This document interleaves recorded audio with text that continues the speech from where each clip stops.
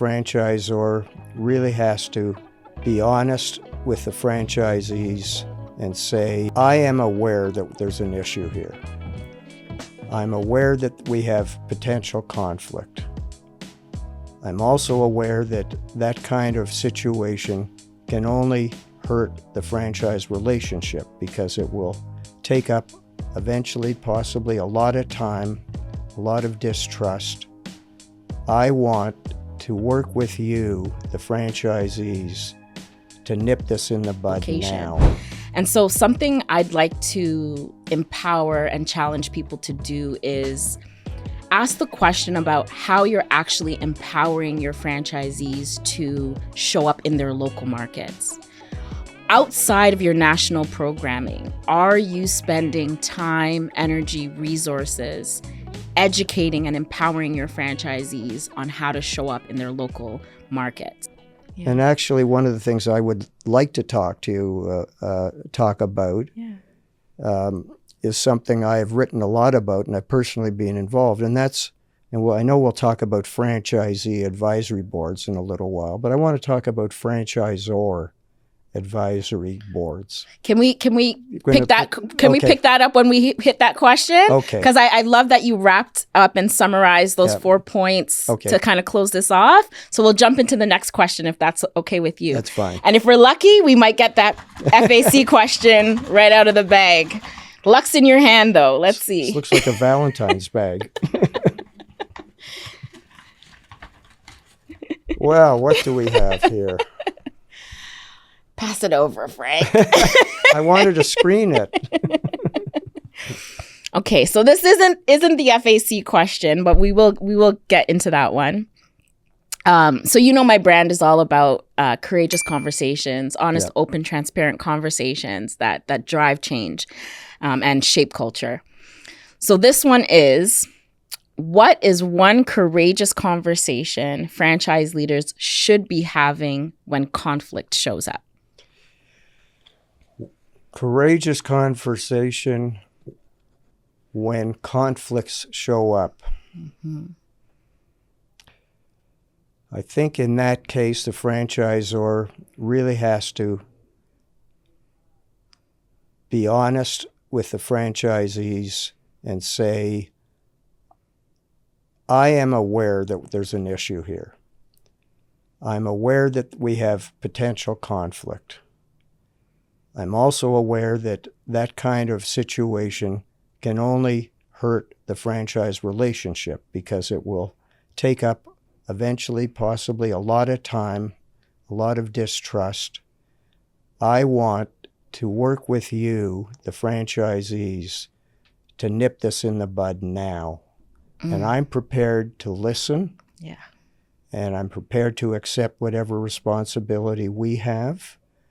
And I want you to share with me why we have this problem and what you think we can do about it. You should write that as a script and hand it over to some franchise leaders. Call a thing a thing. Never get into, you guys aren't following the system. You guys don't listen to things that we send out. You're not operating the way you should. When I gave you my little speech there, I never said anything that the franchisor would have said to the franchisees and putting blame on them. Because disputes involve two people or two sides. Yes. And as a mediator, when I'm retained to work with franchisors and franchisees who have a dispute, my job as a mediator is to get the facts out. Mm-hmm. Mediation is a confidential, off-the-record discussion, to get the facts out and to encourage both parties to come to a resolution and not spend all their time fighting in the one day we have. Exactly. But franchisors have to accept the fact that even if they believe that they've done everything right, what they're doing may not be right. Mm-hmm. And you don't know unless you pause to ask the questions, right? Yeah. And be prepared to sometimes hear hard feedback, right? And if you were to flip the question and ask it this way, I would say, listen. Yeah. Before you point a finger of blame, get curious, tap into your curiosity. Like, what's happening here? Why is it happening here? What part did I play? Maybe what part did you play? Let's talk about the thing. Call a thing a thing. Don't just avoid it. And I see that happen oftentimes is there'll be murmurs that, hey, there's disruption, because there's always red flags, right? There's always a sign somewhere that things are starting to go awry. And instead of facing it head on, I've seen really great leaders avoid the conversation, avoid the hard thing. So how do you encourage more people to put that aside and step into that? Well, I think they have to understand what is their role here, and why are they in this business, and what are they trying to achieve, and with whom are they trying to achieve this? You've selected franchisees. You believe in franchising as a means of growing your system and having franchisees also benefit from that. Then that's where your heart should be. It's not a blame game. Yeah. You have to tell them over there, Frank. It's not a blame game. And in fact, it often is acceptance of blame. I don't like to use the word blame, but acceptance of a situation that the franchisor doesn't need to say, oh, I messed up here. We can improve that. I've heard you. Let's work on improving it. You know, there are areas of disagreement in franchising that are quite common. Yeah. And I'll just pick one of them. It just goes back to what we were talking about before. I've always said that many franchise, when it comes to advertising and marketing and the expenditure and use of advertising and marketing funds, most franchisees believe they have PhDs in marketing. I know how to market. I know, and I'm not getting results from the marketing. You've got to tone that down, because if you're a good franchisor, you are going to do everything you can to make sure that your marketing program works for all the franchisees. Yeah. And it's a tough game, because you've got to promote your brand, and at the same time you want to encourage the public to become aware of their brand and patronize their local franchisees. Yeah. But there's often a lot of blame thrown around when it comes to the use of marketing money. Yeah, I definitely agree with you there, because as someone who spent a lot of time as a field coach or, business consultant, whatever you want to call it, being out in there with the field, talking to franchisees, talking to managers, having those conversations, checking compliance on these marketing campaigns, and sometimes seeing people veer off, off program, and you ask the questions like, well, this doesn't work for me. This doesn't work for my location. And so something I'd like to empower and challenge people to do is ask the question about how you're actually empowering your franchisees to show up in their local markets.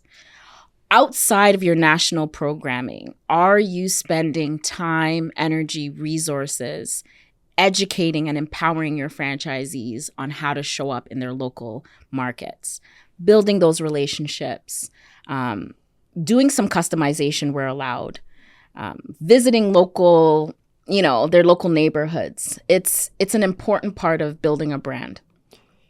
Well, it's funny you should mention that, because another franchisor with whom I was very involved, and I was also on their board of directors, in the startup days, they were in the food business, but not a restaurant. It's more the distribution of food in a specialized area. But because it was a new concept, they really had to get out into their local communities. And in those days, one of the means of advertising and promotion was through flyers that you still get them. Yeah. Come with your newspaper or They just come in your mailbox, period. Yep. When Canada Post is around to stuff mailboxes. But local promotion is important. And so you've got to reach the people. Yes. And reaching the people means more than just sending out flyers or whatever. It means being involved in the community. And I've seen a number of franchisors get involved through their local Kiwanis club or whatever it is, and having special days during the year where there are discounts or free goods or whatever at the stores, and raising money for charity. I think that's a very, very good way, and a way to give back to the community. Yes. 25% of our sales next Sunday is going to go to XYZ charity. Yeah. Yeah. I love that. Definitely being intentional about giving back to the community and finding creative ways to do that. Sometimes, yes, it's in picking a special day. Sometimes it's an event. Sometimes it's an annual donation or a sponsorship. But definitely important. And give back to your employees or the franchisees' employees. Talk to me about that one. Because I'm all about recognition. Recognition is one of the most underutilized superpowers of just motivating people to do good work. Right? And that's from franchisee level all the way down to the front lines, like recognition. So tell me a little bit about how you see that coming up. Well, your employees, and I'm talking not just the head office employees, but the employees of the franchisee, they all want to feel part of the game. Now, brand connection. Brand connection. I'm not suggesting that franchisors intrude on relations between the franchisees and their employees, because that's a whole legal issue you don't want to get into. But you can certainly motivate your franchisees to understand the benefit of happy employees.